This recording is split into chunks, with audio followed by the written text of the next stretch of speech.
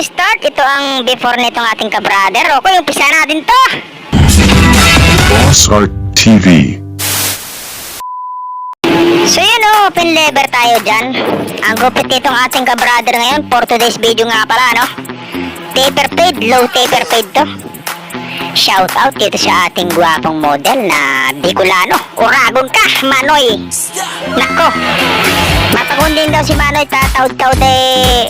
Mabaraylisin ka. Yun. Hanggang likod na tayo mga ka-brother. Okay. Ayan na. Number 1 guard. Mababa lang to mga ka-brother. Gamit yung ano natin eh, no? High na pro. Yun, aangat tayo ng kaunti. I-adjust natin ng kalahati yung lever niya. Yan, no? Parehas na ang process sa likod at sa gilid. Yan. Gamitin natin ang detailer. Tanggalin natin yung mga natitirang maliliit na hibla ng buhok. Lagyan tayo ng lining dito para mag-ahit na tayo nito.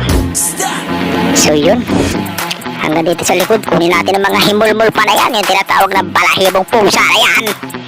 So yun, may natitira pang mga dark spot. Pinadaanan ulit natin ang ano nitong ano natin na medyo. Ito.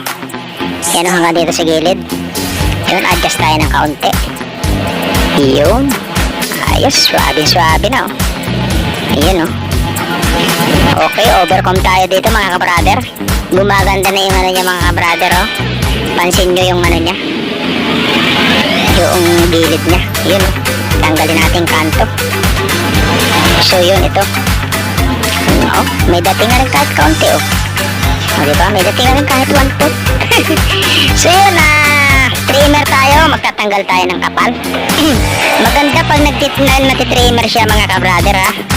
Pero tanungin pa rin natin yung client natin kung nagpapatrim sila ng ganyan. Yung iba kasi hindi nagpapagamit ng ganyan na trimmer. Ayaw nilang lumilipis yung buhok nila. So nandito na tayo sa right side, same process naman ano. Okay, blending na rin natin dito at malapit itong matapos mga ka-brother. Ahit na rin tayo nito. Pansin niyo yung ano natin mga ka-brother, yung background sa video natin ay ano, parang bato-bato pero maliit lang yung pesto natin dito. Kaya tinatsagaan muna natin habang wala pa tayo nakukuha dun sa kabilang ano, sa dati. So yun, malapit na tayong matapos. Ano na tayo dun, devil's cut, tsaka ito, kaunting panipis.